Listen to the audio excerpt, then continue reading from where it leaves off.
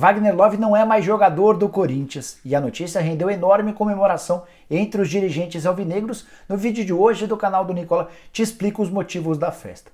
Quero te falar também sobre o Avante, que perdeu um batalhão de membros, de sócios, durante a pandemia do coronavírus. É o programa de sócios torcedores do Palmeiras que não para de despencar. E para fechar, informações sobre o Cruzeiro e as dispensas de Edilson e Robinho. A ideia da diretoria é economizar bastante, mas essa conta pode acabar ficando bem salgada.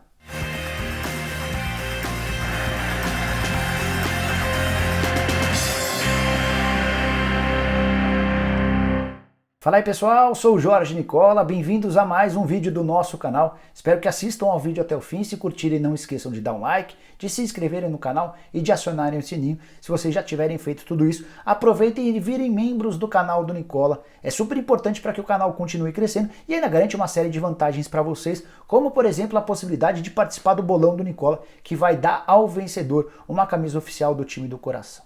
Bom, quero começar esse vídeo falando a respeito das notícias do Cruzeiro, que anunciou nessa sexta-feira as dispensas de Edilson, lateral direito, e Robinho, meio-campista. Os dois jogadores que eram titulares na temporada passada, um dos poucos remanescentes para a temporada de 2020, eles toparam baixar bem o salário na comparação com o ano passado, para poderem ficar e tentarem salvar o time da Série B do Campeonato Brasileiro. Robinho ganha R$450 mil por mês, o Edilson ganha 500 mil. Os dois concordaram em terem nessa temporada salários de R$150 mil mensais. É bem verdade que essa grana seria congelada, essa diferença, de 300 mil em relação ao Robinho, 350 mil em relação ao Edilson. A partir de abril do ano que vem o Cruzeiro faria um escalonamento e pagaria essa diferença. Então não haveria um bloqueio dessa grana e sim um adiamento do pagamento dessa grana. O presidente Sérgio Rodrigues entendeu que a dupla custa muito alto para esse novo Cruzeiro e decidiu por dispensá-los de forma unilateral, ou seja, sem o consentimento dos jogadores. Não dá para dizer que houve briga, mas a decisão foi tomada pelo Cruzeiro, que anunciou que comunicou aos dois jogadores. O Edilson chegou a afirmar em sua conta no Instagram que foi pego de surpresa com a decisão do Cruzeiro de dispensá-lo de forma imediata. Bom, conversei com o Sérgio Rodrigues via WhatsApp perguntando sobre a economia e ele calcula uma economia muito grande com a liberação dos dois jogadores. O Edilson tinha contrato até dezembro desse ano, enquanto o Robinho tinha vínculo até dezembro do ano que vem. Mas, porém, se os dois jogadores decidirem ir para a justiça contra o Cruzeiro, cobrando, por exemplo, aquilo que eles têm direito daqui até o fim do contrato, a conta vai ficar extremamente alta e salgada para o Cruzeiro. O jornal Hoje em Dia fez essa matemática e chegou ao assustador número de 18 milhões de reais. 10 milhões de reais para o Robinho, mais 8 milhões de reais para o Edilson.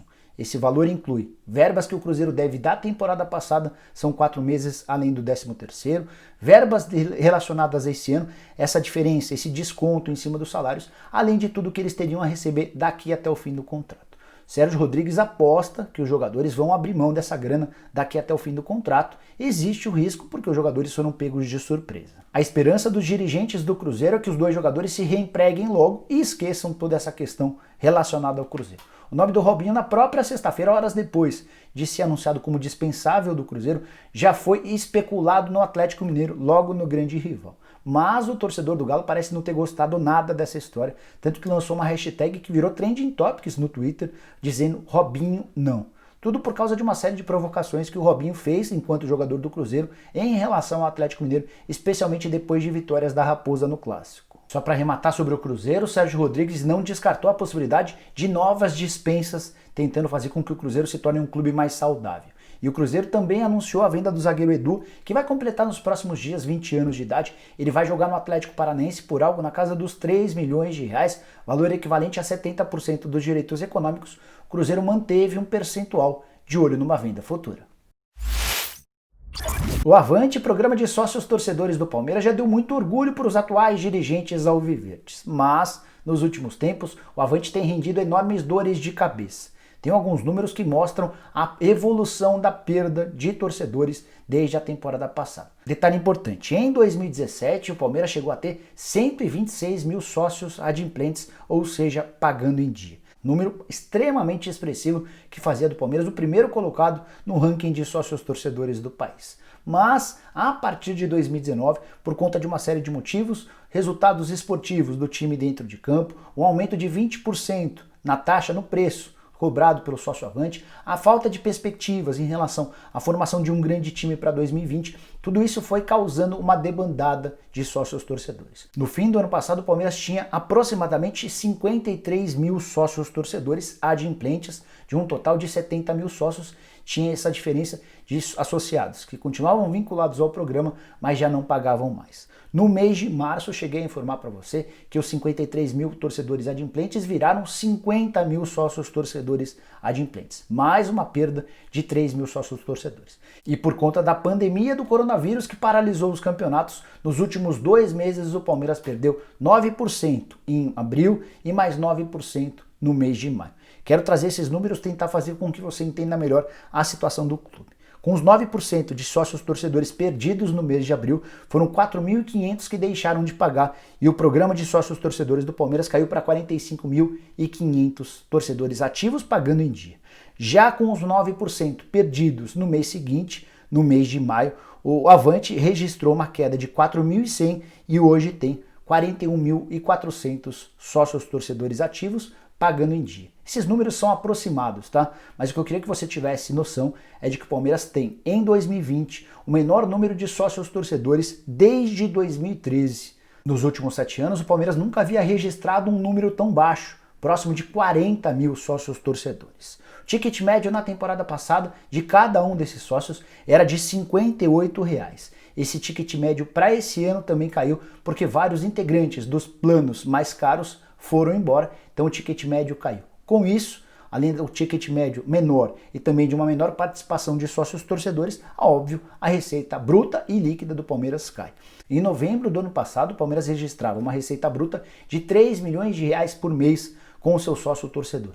Fazendo as contas, tirando todas as questões de descontos, sobrava ao Verdão R$ 1.600.000 mensais. Já nesse ano, com esses novos números que eu te apresentei, a receita bruta deve ficar na casa dos R$ 2 milhões por mês, com uma receita líquida pouco superior a R$ 1.100.000. Dessa maneira, o Palmeiras pode fechar o ano com um faturamento, com um lucro líquido bem pequeno, de algo na casa de 12, 13, 14 milhões de reais, se esses números dos sócios torcedores adimplentes não continuarem caindo. Vale a lembrança de que a gente vai ter a volta das competições do Campeonato Paulista, do Brasileiro, da Libertadores, possivelmente por um longo tempo, com portões fechados, ou seja, mais um incentivo para o sócio torcedor, que anda desanimado, que anda chateado e que anda com dinheiro curto, cancelar seu programa de sócio torcedor num momento extremamente importante em que até o Palmeiras, o segundo clube mais rico do futebol brasileiro, passa por enormes dificuldades financeiras.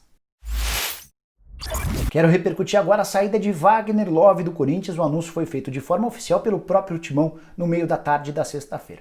Jogador prestes a completar 36 anos de idade, tinha contrato com o Corinthians até dezembro e já há algumas semanas negociava a possibilidade de se transferir para o CSKA da Rússia, onde foi muito bem em 3 passagens diferentes. Wagner Love chegou a um acordo com o CSKA, vai jogar pela 4ª vez no clube russo e procurou o presidente André Sanches para pedir essa rescisão do contrato. O rompimento se deu de forma amigável e rendeu festa entre os dirigentes corintianos. A partir de agora o caminho fica ainda mais livre para que o Jô fosse contratado.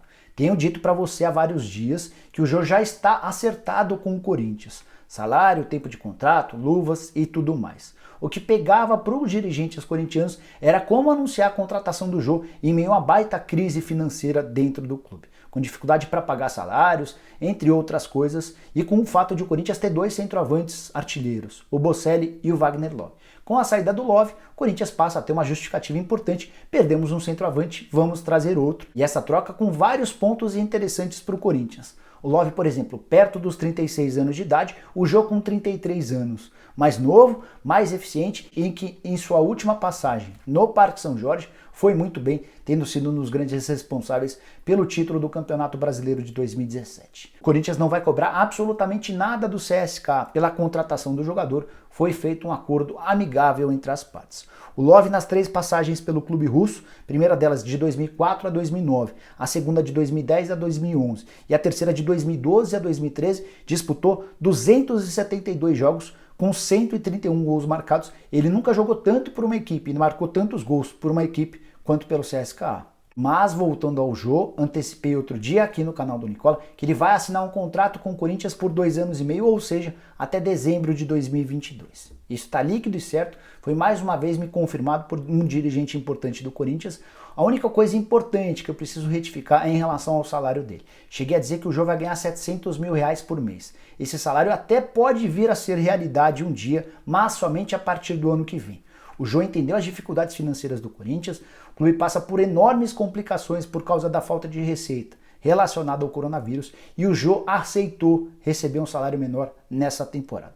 A partir de janeiro do ano que vem, ele passa a ter reajuste. Uma das explicações do Corinthians, além da pandemia, da crise causada por conta da falta de competições, é o fato de o Corinthians ter 2 centroavantes. A alegação quando as negociações começaram foi: já temos o Bocelli e já temos o Wagner Love. Você está vindo agora num momento em que a gente não imaginava te contratar. Então você vai precisar ser bacana com a gente, vai dar um desconto e a partir de janeiro do ano que vem a gente eleva seu salário e faz você ganhar como alguns dos principais líderes do elenco, os caras mais bem remunerados, como o Cássio, o Fagner e o Gil e o próprio Bocelli. Então o Jô não ganhará 700 mil reais nessa temporada. Ele vem para ganhar mais ou menos a mesma coisa do que ganhava o Wagner Love, entre salários, direitos de imagem e luvas, algo na casa dos 500 mil reais por mês. A partir de janeiro do ano que vem, o Jô passa a ter um reajuste.